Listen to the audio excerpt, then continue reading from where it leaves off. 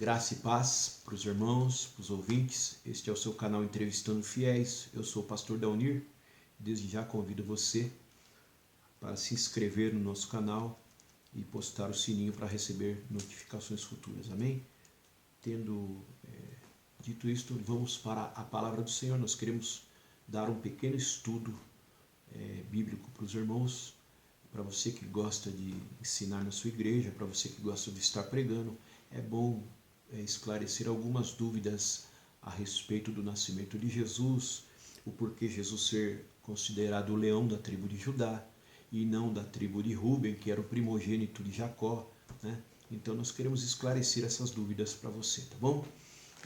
Então, tendo dito isso, vamos para Miqueias capítulo 5, versículo de número 2, apenas um versículo para a gente, então, compreender um pouquinho da sua palavra. Miqueias capítulo 5, versículo 2, que diz assim: Tu, Belém Efrata, posto que pequena entre milhares de Judá, de ti me sairá o que será senhor em Israel, e cujas origens são desde os tempos antigos, desde os dias da eternidade. Apenas este versículo. Jesus é o leão da tribo de Judá. Nós vemos, irmãos, que Judá ela era uma região que ficava ao sul de Jerusalém, né? Bem ao sul de Jerusalém.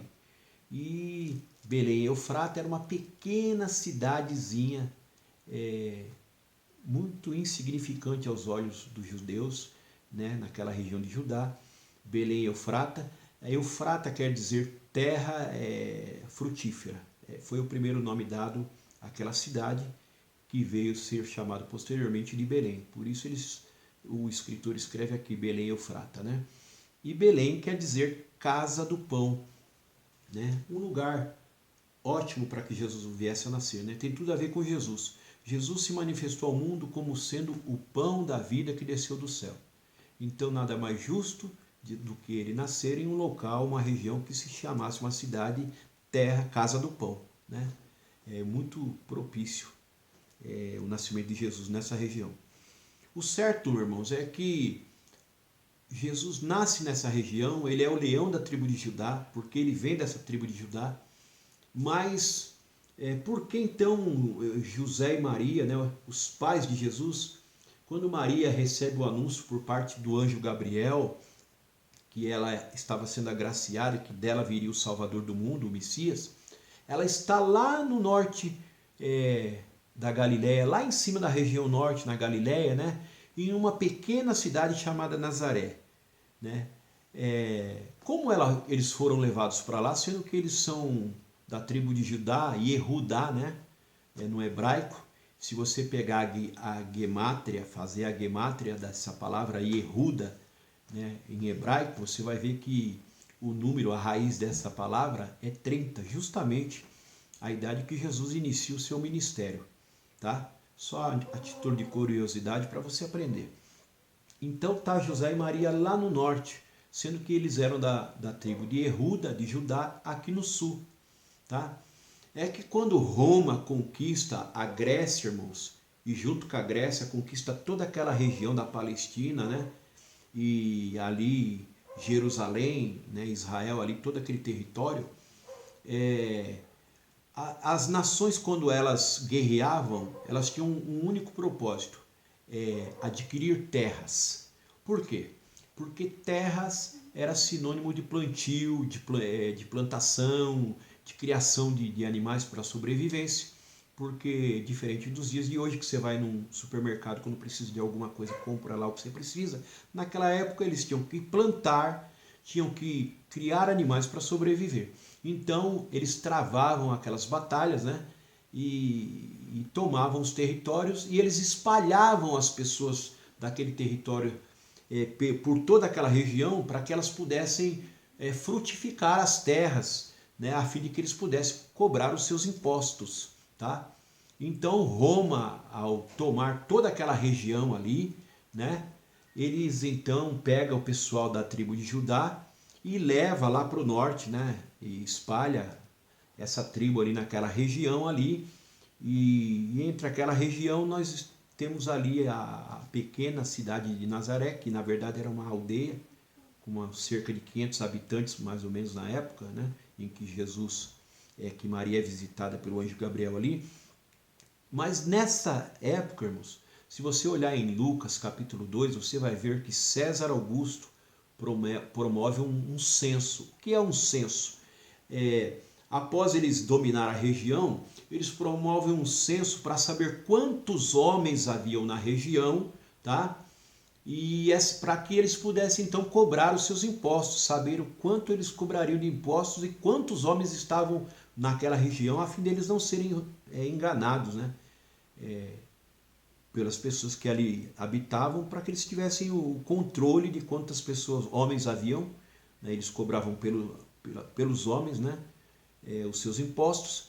Então ele decreta esse censo e então José sai lá do norte e ele retorna então para a pequena cidade de Belém, né? Ali em Judá, no território da tribo de Judá, para realizar o seu censo ali, né? Se inscrever ali no censo para fazer a sua parte, como foi pedido pelo César Augusto, tá bom?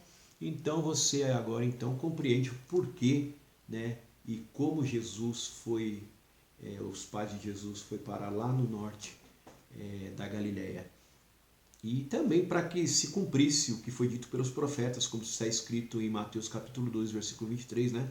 Que ele habitaria na cidade de Nazaré e seria chamado Nazareno, né? Então, por isso que depois os pais voltam para lá para que Jesus pudesse cumprir então as escrituras. Ele seria chamado Nazareno, tá bom? Agora, por que, irmãos, que Jesus é o leão da tribo de Jeúda ou Judá, se Judá é o quarto filho de Jacó? Jacó teve 12 filhos: Ruben, Simeão, Levi, Judá, Issacar, Zebulon, Dan, Naftali, Gade, Aser, José e Benjamim. Judá era o quarto filho, porque sendo o quarto filho, ele teve o direito, né, e a honra dele sair o Messias, né? Jesus ser o leão da tribo de Judá, considerado o leão da tribo de Judá. Então vamos aos fatos. Se você pegar o Gênesis 48, quando José leva sua família, seu pai, junto com seus irmãos para a terra de Gósen, no Egito, né, e cuida dos seus irmãos e do seu pai e da sua família, quando Jacó vai abençoar os seus filhos, ele chama José e os seus filhos, né, que na época já eram homens feitos, né, e não eram crianças, como alguns pensam, mas já eram crescidos, adultos. E Jacó então impõe as mãos sobre os filhos de José, e ali ele abençoa os filhos de José, né, dando herança da primogenitura aos filhos de José. E quando ele põe as mãos na cabeça dos dois filhos, ele pega a sua mão direita e põe na cabeça do menor, né, Efraim, e põe a sua mão esquerda na cabeça de Manassés. Ao ver isso, José questiona o pai, dizendo que esse não era o costume. E então Jacó diz para José: não, fica tranquilo, porque Manassés será muito abençoado, mas o maior servirá ao menor, ou seja, Efraim será duplamente abençoado, tá bom?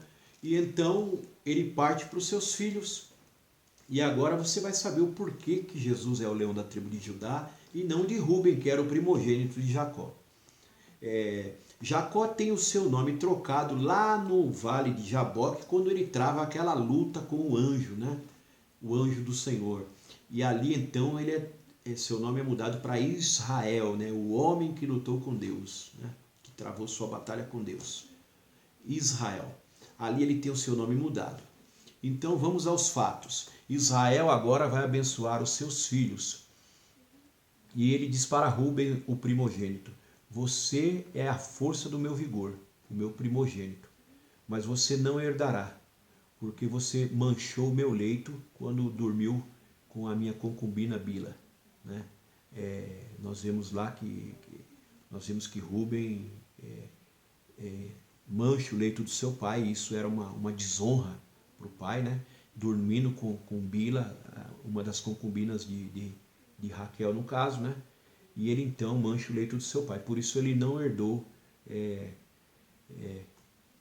o direito de primogenitura, tá bom? Aí nós temos Simeão e Levi. Por que Simeão e Levi não herdam, então? Se eles são o segundo e o terceiro da sucessão. Se nós olharmos na história, você vai ver que havia uma cidade por nome de Siquém. E ali havia um príncipe que chamava-se Siquém também, filho do rei de Siquém. Esse príncipe, ele desonra a filha de Jacó. E Jacó então fica muito aborrecido. O rei então de Siquém procura Jacó, se desculpa com Jacó e pede para que Jacó se una com o seu povo, né?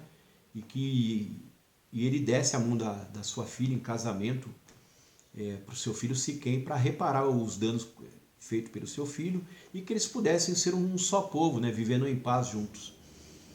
E Jacó então Israel no caso, faz uma exigência para o rei de Siquém, que era que todos os homens ali se submetessem à circuncisão, tá? Para que eles pudessem então se unir ao povo de Israel. O rei de Siquém aceita, né? E Simeão e Levi esperam os 3 dias, né? Após a circuncisão, quando os homens estavam enfraquecidos, eles vai e mata os homens, saqueia a cidade, taca fogo na cidade, desonrando assim o seu pai e o pacto que ele havia feito com o rei de Siquém, né? Manchando assim a honra do seu pai. E ele então fala que eles não herdariam, né, a primogenitura também porque a sua espada foi violenta, né? Eles foram ferozes com a espada na mão, passando por cima daquilo que o pai havia acertado com o rei de Siquém, matando a todos, devastando a cidade, atirando fogo em tudo, por isso eles não herdariam. E então na sucessão resta Judá, que é o 4º filho de Jacó, Israel, tá bom? Então Jesus nasce da tribo de Judá. Aí então a explicação por que Jesus é o leão da tribo de Judá, tá bom? Tendo dito isso, vamos agora explicar, irmãos, em que implicava ser primogênito. Quais os benefícios de ser primogênito? Primeiro, autoridade. Quando quando Jacó ora pelos filhos de José, ele transfere a primogenitura para os filhos de José e para também a tribo de Judá, né, para Judá. E como ele faz isso? O primogênito tinha direito a 3 coisas básicas. Primeiro, a autoridade. Ele passava a ter autoridade sobre as demais tribos, os demais irmãos. Ele também tinha direito à porção dobrada, porque ele tinha a parte dele como filho e ele tinha a parte que caberia ao pai dele, né, após a morte. E por último, ele teria o direito de carregar o nome do pai, né, assim sucessivo, seguindo a genealogia do pai, né, o nome do pai. Então, tendo direito a essas 3 coisas, nós vamos ver agora o que aconteceu. Se você olhar na história, a autoridade ficou com a tribo de Judá. Se você ver as batalhas que foram travadas pelo povo de Israel, a primeira tribo a ser chamada para guerrear era sempre a tribo de Judá. E você vê no livro de Juízes, quando se inicia o período dos juízes, a primeira tribo a ser chamada, né, por Otoniel para ir para a batalha foi a tribo de Judá, tá bom? Então a tribo de Judá ela carrega a autoridade, tá? A tribo de Manassés, irmão, ela recebe também, mesmo Jacó dizendo que o mais velho serviria o mais novo, ela recebe a porção dobrada, fica com Manassés. Se você pegar o mapa de Israel antes da divisão dos reinos, você vai ver que Manassés ele está tanto do lado de Meguido, do lado oriental do Rio Jordão, quanto do lado ocidental. Ele tem terra dos 2 lados. Por quê? Porque eles recebem porção dobrada, tá? Que fazia parte da primogenitura. E para Efraim resta o nome. Por isso, quando houve a divisão dos reinos, quando após a morte de Salomão, seu filho Roboão endurece, né, os impostos, diz que seria mais duro que o seu pai, quando Jeroboão procura ele juntamente com as demais tribos, para que ele afrouxasse nos impostos, né, que estava sendo muito pesado a carga de impostos sobre o povo, né? Ele falou que seria muito mais pesada a sua mão do que a do seu pai. E aí ele gera então uma divisão. Ele preferiu ouvir os jovens conselheiros, né, deixando os anciões de lado, fazendo com que houvesse aquela divisão, Reino do Norte e Reino do Sul, tá? E por que então o Reino do Sul ficou em Judá, o Reino do Norte ficou com o nome de Israel? Porque Efraim ficou do lado do norte. Como Efraim tinha direito de carregar o nome do pai, né? Ele então, o Reino do Norte fica com a capital em Samaria e é chamado de povo de Israel, né? Continua carregando o nome de Israel, né? Que era o nome ao qual Deus havia trocado de Jacó, tá bom? Então fica explicado aí o porquê desse nome, tá ok? E agora você então entende por que Jesus nasce da tribo de Judá, porque é a tribo que, das três coisas importantes que o primogênito tinha direito, Judá recebe a maior delas, que é a honra da autoridade sobre os demais irmãos, as demais tribos. Por isso Jesus é o leão da tribo de Judá, né? Leão quer dizer força, né? O leão com autoridade, né? Jesus é o leão da tribo de Judá porque Jesus veio debaixo de autoridade para julgar esse mundo. Jesus veio debaixo de autoridade para morrer, para dar a sua vida, né, se sacrificar pelo mundo, para aqueles que nele criam não perecessem, mas tivessem vida eterna. E ele dá a sua vida, e ele diz mais, ele tinha autoridade de dar a sua vida e de tomá-la de volta, como assim ele o fez, né? A Bíblia diz que Jesus se esvaziou de si, né? Abriu mão de ser Deus, de estar com Deus, né? Para se fazer homem, né? Foi como se ele tivesse tirado um relógio de pulso, né? Colocado de lado, e ali ele deixa o seu poder ali, e agora ele é um homem comum. E ele vem ao mundo, né? Ele nasce de Maria como uma criança comum, com todos os defeitos que uma criança pode ter, né? A única coisa que ele tinha que não é manchada é o caráter de Deus que estava nele, né? O caráter dele era puro. Então ele cometeu as mesmas peripécias que uma criança comum comete, tá? Jesus era passivo de se esquecer de algo, de não saber tudo, porque ele se esvaziou de si, ele deixou de ser Deus, tá? E ele é homem. Para que ele pudesse morrer, ele tinha que se tornar homem, senão ele não poderia morrer, né? E nós vemos então agora que Jesus, como homem, ele dá a sua vida lá na cruz do Calvário pelos nossos pecados, e agora ele, ao terceiro dia, ressuscita, porque ele tem autoridade de dar a sua vida e ele tem autoridade de tomá-la de volta. Ao terceiro dia ele ressuscita, tá? Como o leão da tribo de Judá que ele é, e ele faz promessas que não nos deixaria órfãos, mas nos enviaria o Espírito Santo, né, para que convencesse os homens, a humanidade, do pecado. E é este Espírito Santo que hoje está no mundo, que Jesus enviou após a sua ascensão ao céu, que fala com você nos dias de hoje, né?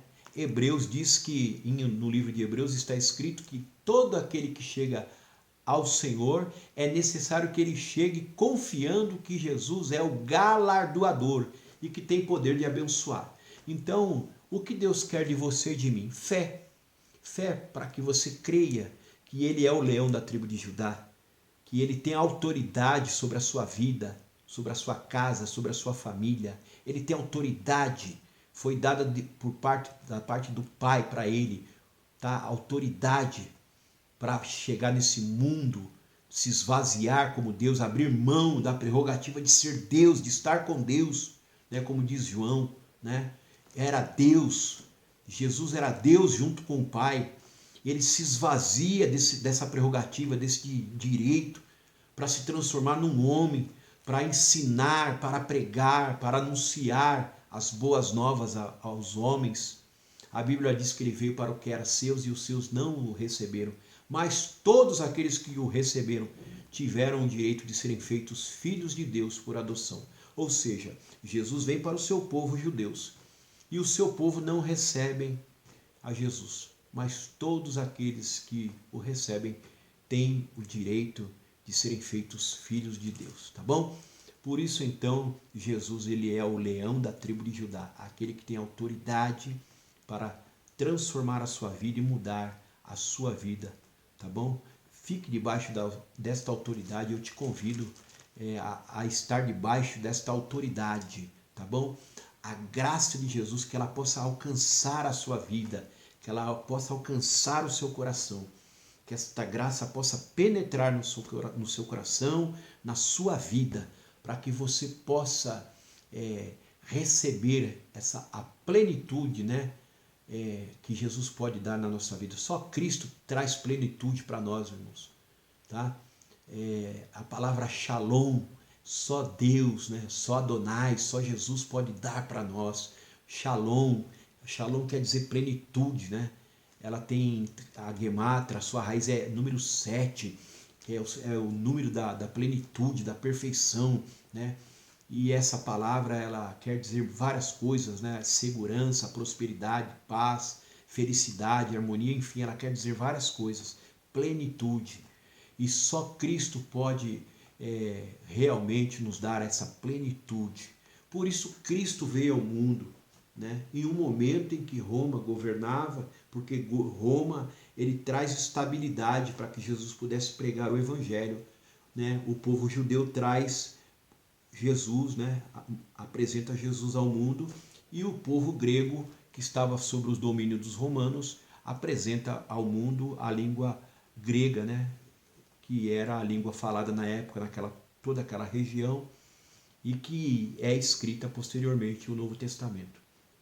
Fica aí para você então esse ensinamento, tá? Do porquê Jesus vinha numa época, num período em que havia estabilidade de 3 governos, né?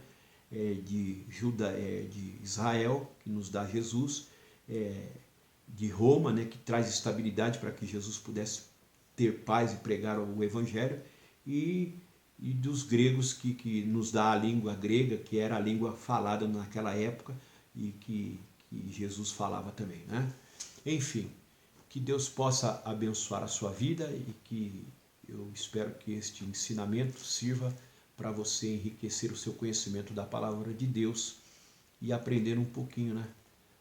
Para aqueles que são amantes da palavra do Senhor, né? Temem esta palavra, procuram aprender esta palavra. A Bíblia fala: conhecereis a verdade e a verdade vos libertará. E se verdadeiramente você conhecer esta verdade, você é liberto, tá bom? Que Deus possa abençoar a sua vida, sua casa, a sua família, em nome de Jesus. Deus te abençoe.